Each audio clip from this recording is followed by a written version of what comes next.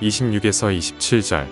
그리하여 온 이스라엘이 구원을 받으리라. 기록된 바 구원자가 시온에서 오사 야곱에게서 경건하지 않은 것을 돌이키시겠고 내가 그들의 죄를 없이 할 때에 그들에게 이루어질 내 언약이 이것이라 함과 같으니라. 33절.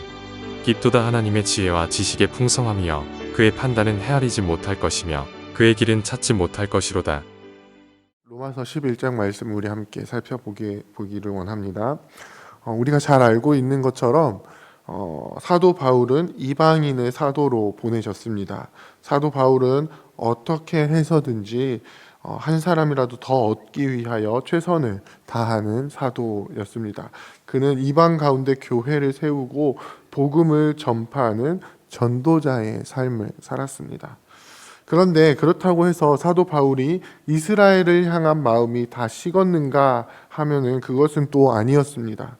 사도 바울에게는 자기 민족 이스라엘을 향한 뜨거운 마음이 있었습니다. 그래서 비록 이방인들의 사도로 보내심을 받았지만, 그래서 로마 제국 내에서 이 전도를 위해서 여러 도시들을 돌아다녔지만 사도 바울은 어떻게 했냐면요, 항상 그 도시에 들어갔을 때에 회당을 먼저 방문을 했습니다. 그리고 그곳에서 복음을 증거했습니다. 이미 구약 성경을 가지고 있었던 이스라엘 민족에게 그 구약 성경이 어떤 의미인지, 구약 성경이 누구를 증거하는 책인지를 이스라엘 민족에게 먼저 전했던 것입니다.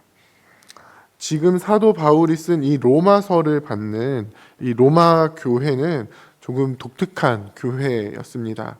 로마 교회는 누군가가 중추적인 역할을 해서 세워진 교회가 아니었습니다. 로마 교회는 굉장히 자연스럽게 로마 도시에 세워졌습니다.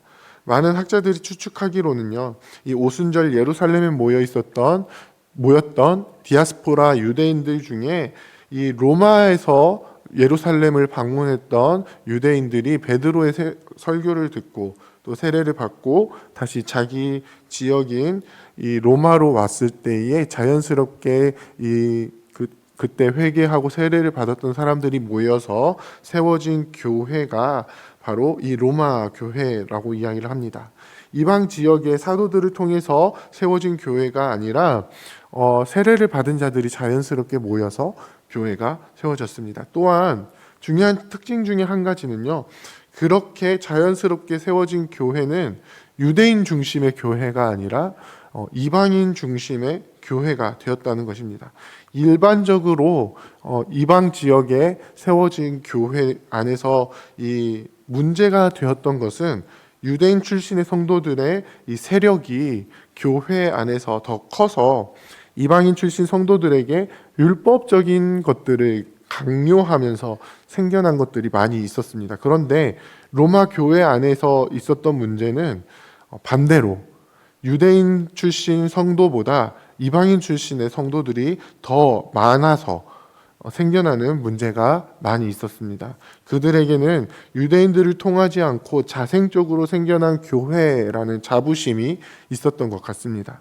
그런 로마 교회 성도들을 향해서 지금 사도 바울은 어떤 이야기를 하고 있습니까?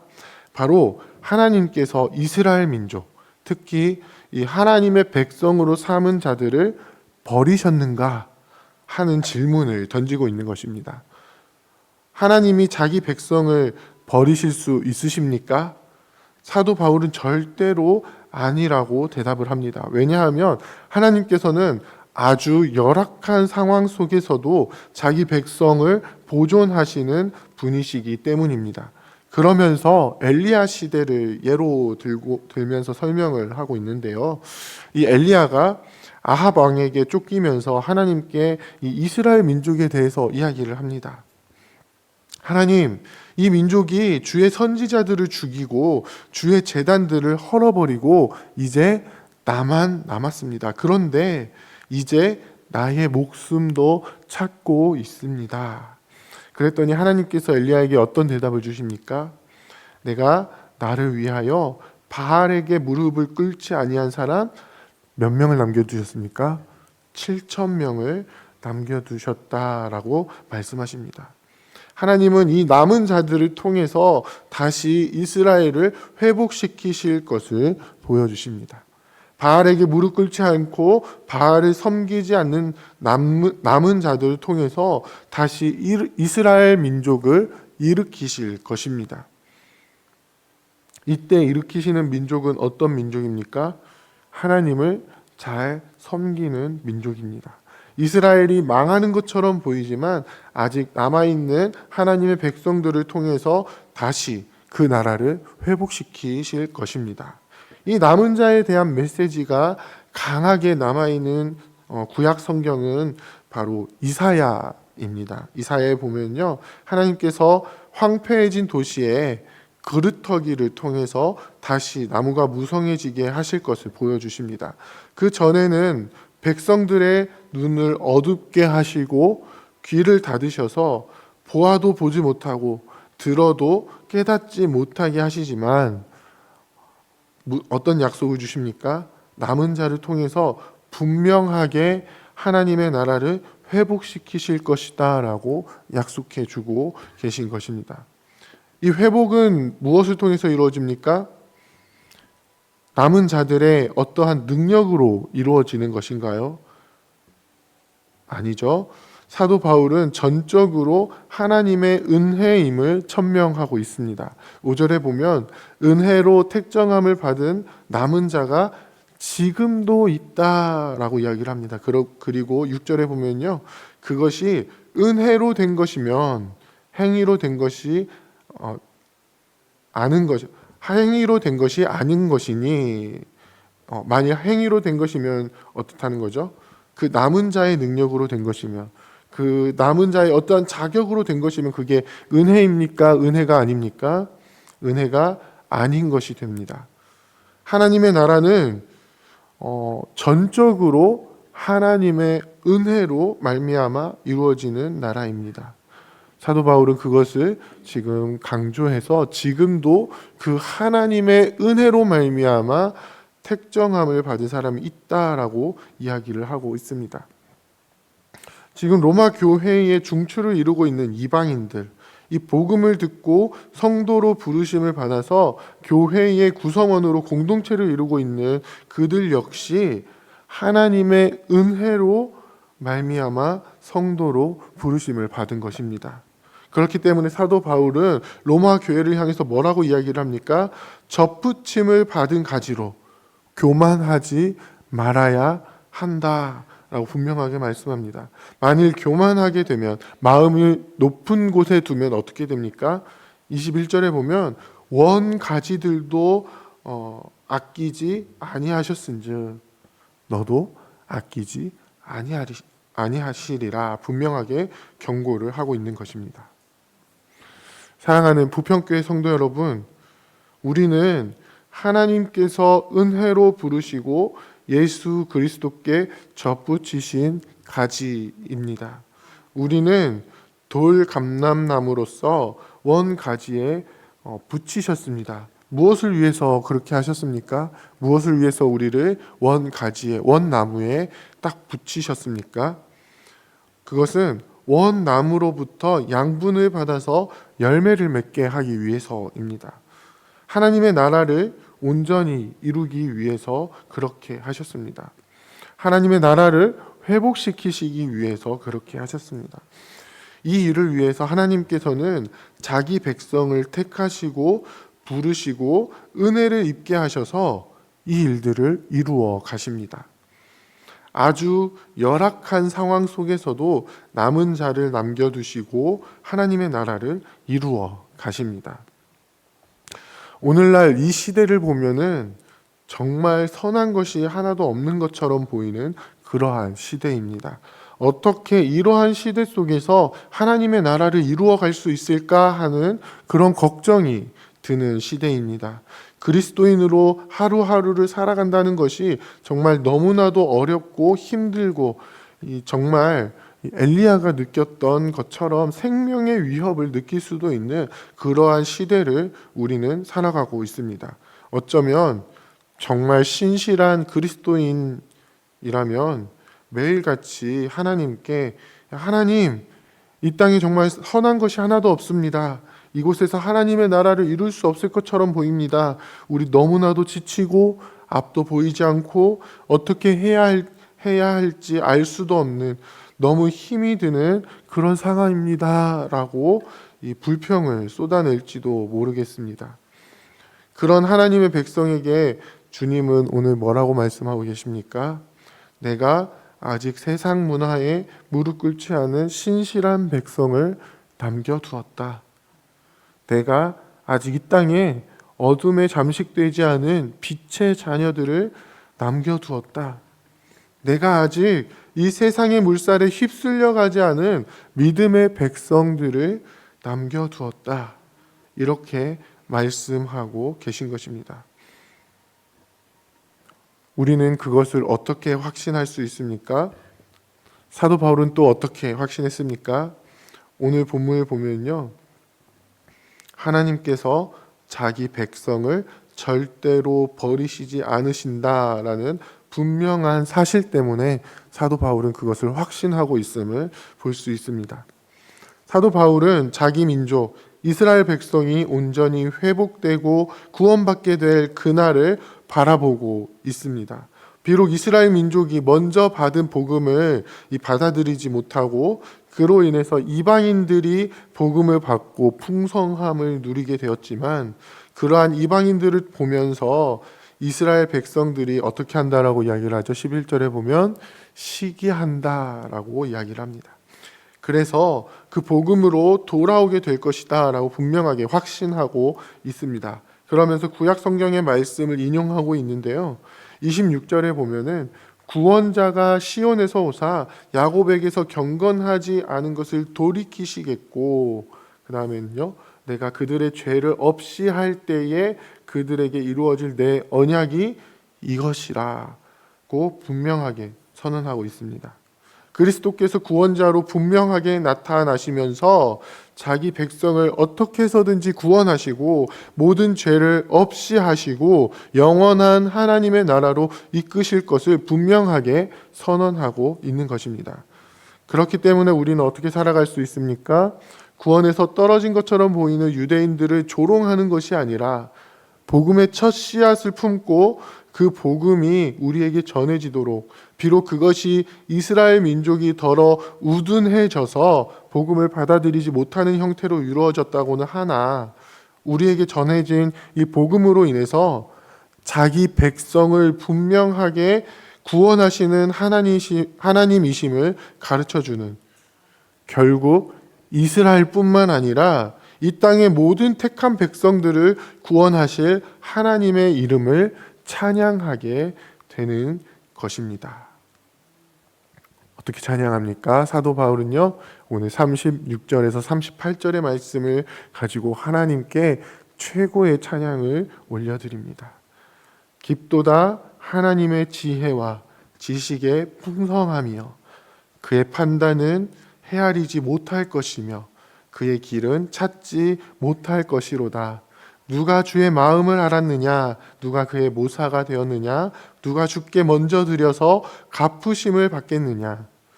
이는 만물이 주에게서 나오고 주로 말미암고 주에게로 돌아감이라. 그에게 영광이 세세에 있을지어다. 아멘. 할렐루야. 이 놀라운 은혜를 깊이 체험하는 우리가 되기를 원합니다. 우리를 자기 백성 삼아 주시고 이 어두운 세상 속에서 빛의 자녀로, 또 거룩한 주의 백성으로, 그리스도의 제자로 삼아 주시고 이 세상과 섞이지 않고 이 땅 가운데 주의 뜻을 이루며 하나님의 나라를 이루게 하시는, 그 모든 일들을 주님의 은혜로 이루게 하시는 그 풍성함을 경험하게 되는 우리가 되기를 원합니다. 우리가 살아가는 삶의 현장에서 그 은혜가 흘러 넘치기를 원합니다. 그래서 우리의 삶을 통해 우리가 만나는 모든 사람들에게 그 은혜의 복음을 전하게 되고, 결국 주께서 작정하신 하나님의 백성 모두가 구원을 얻게 되는 그 놀라운 기쁨의 날을 우리가 바라보기를 원합니다. 그렇게 함께 주의 뜻을 이루어가며 풍성한 주의 은혜를 누리며 살아가시는 저와 여러분들이 다 되시기를 주님의 이름으로 부탁드립니다. 함께 기도하겠습니다. 이제 오늘 받은 말씀으로 함께 기도하겠습니다. 우리에게 행하신 구원의 놀라운 은혜를 날마다 기억하게 하시고 감사하며 겸손하게 살아갈 수 있도록 성령 하나님 도와주옵소서. 이 땅에 남은 자로서 주님을 온전히 섬기게 하시고 이 땅을 회복시키시는 은혜의 통로의 역할을 감당하는 우리가 되게 하옵소서.